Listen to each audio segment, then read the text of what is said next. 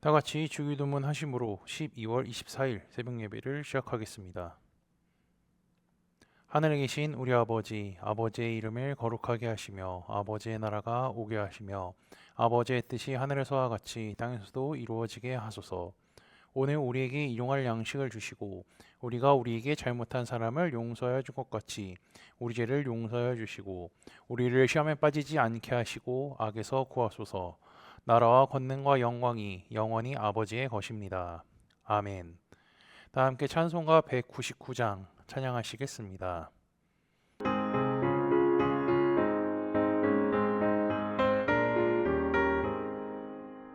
나의 사랑하는 책 비록 헤어졌으나 어머니의 무릎 위에 앉아서 재미있게 듣던 말 그때 일을 지금도 내가 잊지 않고 기억합니다. 귀하다 우리 어머니가 들려주시던 재미있게 듣던 말 이 책 중에 있으니 이 성경심이 사랑합니다. 옛날 용맹스럽던 다니엘의 경험과 유대 임금 다윗 왕의 역사와 주의 선지 엘리야 바람 타고 하늘에 올라가던 일을 기억합니다. 귀하다 우리 어머니가 들려주시던 재미있게 듣던 말 이 책 중에 있으니 이 성경심이 사랑합니다. 예수 세상 계실 때 많은 고난 당하고 십자가에 달려 죽임당하니 어머니가 읽으며 눈물 많이 흘린 것 지금까지 내가 기억합니다. 귀하다 우리 어머니가 들려주시던 재미있게 듣던 말 이 책 중에 있으니 이 성경심이 사랑합니다. 그때 일은 지나고 나의 눈에 와닿고 어머니의 말씀 기억하면서 나도 시신 때때로 성경 말씀 읽으며 주의 뜻을 따라 살려 합니다. 귀하다 우리 어머니가 들려주시던 재미있게 듣던 말 이 책 중에 있으니 이 성경심이 사랑합니다. 오늘 우리 공동체의 성경 읽기 본문은 열왕기상 3장입니다. 그중 1절에서 15절까지를 읽고 말씀을 나누도록 하겠습니다. 솔로몬이 애굽의 왕 바로와 더불어 혼인 관계를 맺어 그의 딸을 맞이하고 다윗성에 데려다가 두고 자기의 왕궁과 여호와의 성전과 예루살렘 주위의 성의 공사가 끝나기를 기다리니라. 그때까지 여호와의 이름을 위하여 성전을 아직 건축하지 아니하였으므로 백성들이 산당에서 제사하며 솔로몬이 여호와를 사랑하고 그의 아버지 다윗의 법도를 행하였으나 산당에서 제사하며 분향하였더라. 이에 왕이 제사하러 기브온으로 가니 거기는 산당이 큼이라. 솔로몬이 그 제단에 1천 번제를 드렸더니 기브온에서 밤에 여호와께서 솔로몬의 꿈에 나타나시니라. 하나님이 이르시되 내가 네게 무엇을 줄꼬 너는 구하라. 솔로몬이 이르되 주의 종 내 아버지 다윗이 성실과 공의와 정직한 마음으로 주와 함께 주 앞에서 행함으로 주께서 그에게 큰 은혜를 베푸셨고 주께서 또 그를 위하여 이 큰 은혜를 항상 주사 오늘과 같이 그의 자리에 앉을 아들을 그에게 주셨나이다. 나의 하나님 여호와께서 주께서 종으로 종의 아버지 다윗을 대신하여 왕이 되게 하셨사오나 종은 작은 아이라 출입할 줄을 알지 못하고 주께서 택하신 백성 가운데 있나이다. 그들은 큰 백성이라 수요가 많아서 셀 수도 없고 기록할 수도 없사오니 누가 주의 이 많은 백성을 재판할 수 있사오리이까. 듣는 마음을 종에게 주사 주의 백성을 재판하여 선악을 분별하게 하옵소서. 솔로몬이 이것을 구하매 그 말씀이 주의 마음에 든지라. 이에 하나님이 그에게 이르시되 내가 이것을 구하도다. 자기를 위하여 장수하기를 구하지 아니하며 부도 구하지 아니하며 자기 원수의 생명을 멸하기도 구하지 아니하고 오직 송사를 듣고 분별하는 지혜를 구하였으니 내가 내 말대로 하여 내게 지혜롭고 총명한 마음을 주노니 내 앞에도 너와 같은 자가 없었거니와 내 뒤에도 너와 같은 자가 일어남이 없으리라. 내가 구하지 아니한 부귀와 영광도 내게 주노니 내 평생의 왕들 중에 너와 같은 자가 없을 것이라. 내가 만일 내 아버지 다윗이 행함같이 내 길로 행하며 내 법도와 명령을 지키면 내가 또 내 날을 길게 하리라. 솔로몬이 깨어보니 꿈이더라. 이에 예루살렘에 이르러 여호와의 언약궤 앞에 서서 번제와 감사의 제물을 드리고 모든 신하들을 위하여 잔치하였더라. 아멘. 일반적으로 사람들은요, 솔로몬 왕국의 번영과 그의 지혜와 부를 칭찬하며 이스라엘 왕 중에 가장 위대한 왕으로 간주하지만 신앙의 눈으로 보았을 때에는 죄를 많이 지은 어리석은 사람이라고 할 수가 있습니다. 우선 그는요, 이스라엘 왕으로서 해서는 안 되는 일을 했기 때문이죠. 본문 1절입니다. 솔로몬이 애굽의 왕 바로와 더불어 혼인관계를 맺어 그의 딸을 맞이하고 다윗상에 데려다가 두고 자기의 왕궁과 여호와의 성전과 예루살렘 주위의 성의 공사가 끝나기를 기다리리라. 일반적인 왕이라면요, 자기 나라의 번영과 안전을 위해 이웃 나라의 공주와 혼인을 맺어 동맹 관계를 형성할 수 있습니다. 그것은 일종의 정치적인 방법이죠. 이 혼인에 대해서는요, 반대하는 신하들은 없을 것입니다. 하지만 이스라엘 왕국은 달라야 했습니다. 이스라엘은 인간적인 왕이 존재하게 하지만 사실 하나님께서 진짜 왕이시고 통치하시기 때문입니다. 이스라엘의 흥망성쇠는요, 인간의 왕이 좌지우지할 수 있는 것이 아닌 만물을 창조하시고 천지를 다스리시는 하나님께서 하는 것입니다. 그러니 이스라엘의 왕과 백성들은 하나님이 진짜 이스라엘의 왕이시며 다스린다는 사실을 기억할 뿐더러 그분의 말씀에 순종하며 살아가야 하죠. 본문의 주인공인 솔로몬의 아버지 다윗은요, 하나님의 말씀에 순종하며 살았지만 솔로몬은 그렇지 못했습니다. 신명기 7장을 보면요, 이스라엘 백성들이 가나안 땅에 들어가기 전에 다른 민족과 혼인을 하지 말라고 한 하나님의 명령이 있었죠. 하나님께서 그렇게 명령하신 이유는 하나님을 온전히 섬기게 하지 못하고 떠나가게 될 것이 분명하기 때문입니다. 솔로몬은 그 말씀을 어긴 채 애굽 공주와 혼인을 했고요. 그녀를 다윗성, 즉 하나님이 계시는 시온성으로 데리고 왔습니다. 성전이 완공되기 전이기 때문에 하나님의 언약궤는 그곳에 있었죠. 애굽의 공주가 솔로몬에게 시집 오기 위해 여러 가지 준비를 했을 겁니다. 자신의 시녀도 데려가야 되고요, 호위무사도 데려가고 온갖 생필품과 사치품, 필요한 물건들을 준비했습니다.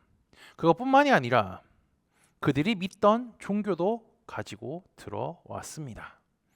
이건요, 막을 수가 없는 일입니다. 왜냐하면 애굽이라는 나라는 몇백 년 동안 걸쳐서 그들이 믿어온 종교가 있었기 때문이죠. 이것이 시집을 간다고 해서 쉽게 바뀔 수 있나요? 어렵습니다. 뿌리 뽑는 것 자체가 어려운 것입니다. 솔로몬은요, 이스라엘의 왕으로서 하나님의 말씀에 순종하여 백성들을 다스리고 올바른 믿음의 길로 걸어가게 이끌어야 하는 존재지만 그는 이방 종교를 자기 나라로 들여오는 선봉장의 역할을 한 것입니다. 솔로몬이 이런 죄를 지었음에도 불구하고 열왕기 저자는요, 그가 초기에 신앙적으로 겸손히 살려고 했다는 모습을 기록하기도 했습니다. 이어지는 4절에서 15절은요, 그가 백성들을 잘 다스릴 수 있도록 지혜로운 마음을 달라고 기도하는 내용이 나오고요. 그것에 대해 하나님이 어떻게 응답하시는지 소개합니다. 같은 내용이 역대하 1장에도 나와 있죠. 솔로몬은 예루살렘이 아닌 기브온에 가서 제사를 드립니다. 기브온은요, 예루살렘에서 북서쪽으로 11km 떨어진 곳에 위치하고 있죠. 하나님께 제사를 드리려면 하나님의 임재의 상징인 언약궤가 있는 예루살렘에서 제사를 드려야 하는데 그는 엉뚱한 기브온으로 간 것입니다. 왜 그리로 갔을까요? 그곳이 큰 산당이 있었기 때문입니다. 물론 역대하를 보면 그 기브온이란 지역도요, 예루살렘에 속한 것임을 확인할 수가 있습니다. 그런데 열왕기 저자는 분명히 기브온에 갔다라고 말하고 있는 거죠. 솔로몬이 그곳에서 제사를 드리자 하나님께서 꿈에 나타나 그에게 무엇을 줄 거냐고 물었습니다. 솔로몬은 똑똑했기 때문에 자신의 아버지 다윗이 했던 일들을 술술 이야기했습니다. 솔로몬이 이르되 주의 종 내 아버지 다윗이 성실과 공의와 정직한 마음으로 주와 함께 주 앞에서 행함으로 주께서 그에게 큰 은혜를 베푸셨고 주께서 또 그를 위하여 이 큰 은혜를 항상 주사 오늘과 같이 그의 자리에 앉을 아들을 그에게 주셨나이다. 그가 똑똑하고 현재 위치가 어땠는지 잘 알고 있었기 때문에 부족한 것을 얘기를 했습니다. 이렇게 구하죠. 누가 주의 이 많은 백성을 재판할 수 있사오리이까 듣는 마음을 종에게 주사 주의 백성을 재판하여 선악을 분별하게 하옵소서. 솔로몬은 자신이 다스려야 하는 백성들의 숫자가 많음을 알고 있었습니다. 그 많은 백성들을 잘 다스릴 수 있는 지혜로운 마음을 하나님께 구한 거죠. 본문을 보면 듣는 마음을 달라고 했습니다. 그는 백성들이 살아가면서 겪게 되는 여러 가지 문제들이나 백성들 사이에 일어나는 사건들을 가지고 왕 앞에 나왔을 때 그들의 호소를 잘 들어줄 수 있는 관심과 열린 마음을 가진 왕이 되게 해달라고 하나님께 기도한 겁니다. 하나님은 그의 말을 듣고 감동을 받으셨죠. 물론 그가 죄를 지었긴 했지만 현재 하나님께 간구하는 것은요, 그의 진심이었기 때문입니다. 솔로몬이 간구한 내용은 하나님의 마음에 합당한 것이었습니다. 그는 왕으로서 하나님께 장수나 부귀영화, 강력한 군사를 요구할 수도 있었습니다. 그러나 오히려 백성들의 아픔이나 삶의 문제들을 잘 들을 수 있는 마음을 하나님께로부터 받아 그들을 올바르게 이끌 수 있는 지도자가 되게 해달라고 기도했죠. 이 기도는 하나님의 마음을 감동시키기에 충분했습니다. 이 기도를 보면 하나님께서 솔로몬을 이뻐하실 수밖에 없는 것 같습니다. 그런데요, 하나님께서 그를 이뻐한 이유가 또 하나 있었는데요. 그의 아버지 다윗 때문이기도 합니다. 하나님은 다윗을 너무나 사랑하셨기 때문에 그에게 약속하신 것이 하나 있었는데요. 그것을 솔로몬에게도 직접 말씀하셨죠.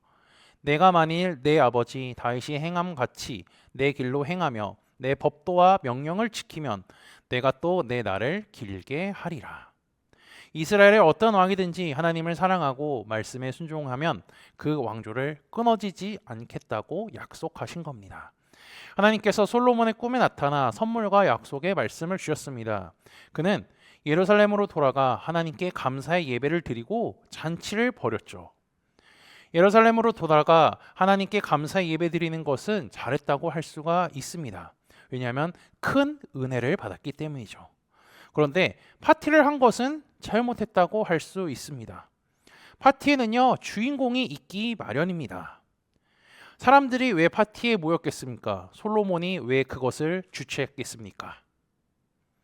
하나님께서 솔로몬 왕에게 지혜를 주시고 왕권을 강하게 해주셨다는 약속을 받았고 그것을 자랑하기 위해 모인 것이기 때문이죠.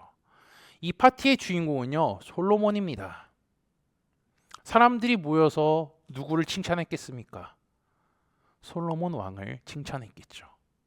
만약에 이 상황에서 하나님이 주인공이라고 생각했으면 온 백성과 신하들을 다 모아서 하나님께 기쁨의 예배를 드리고 그 뒤에 각자의 삶의 자리로 돌아갔을 겁니다. 그는 하나님을 만나고 은혜를 경험했음에도 불구하고 하나님을 기쁘시게 하지 못했습니다. 중심에 하나님이 없었기 때문이죠.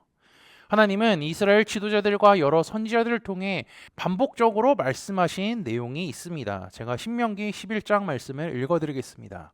그런즉 내 하나님 여호와를 사랑하여 그가 주신 책무와 법도와 규례와 명령을 항상 지키라. 하나님을 사랑하고 그분의 말씀에 온전히 순종하라는 것입니다. 솔로몬처럼 반쪽짜리 순종이 아닌 온전한 순종을 말이죠. 오늘 말씀을 기억하시어 하나님의 말씀에 온전히 순종하며 살아가는 코너스톤 형제자매들이 되시기를 주님의 이름으로 축복합니다. 다 함께 찬송가 210장 찬양하시겠습니다.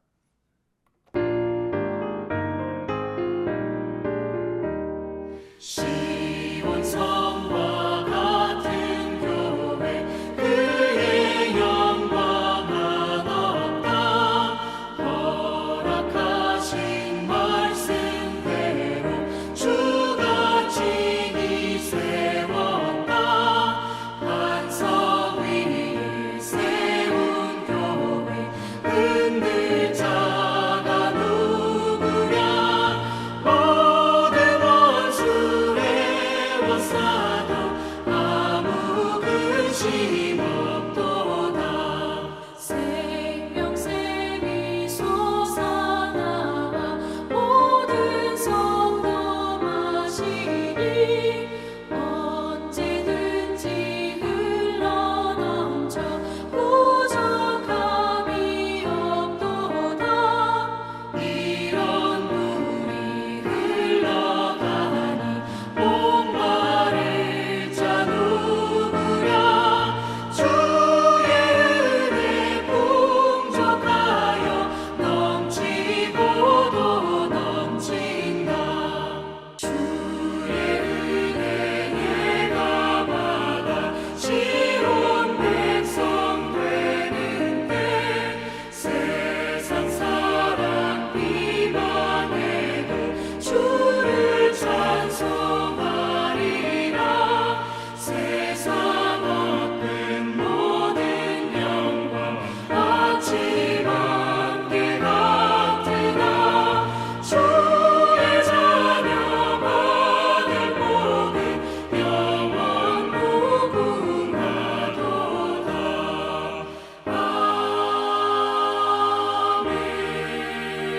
아멘.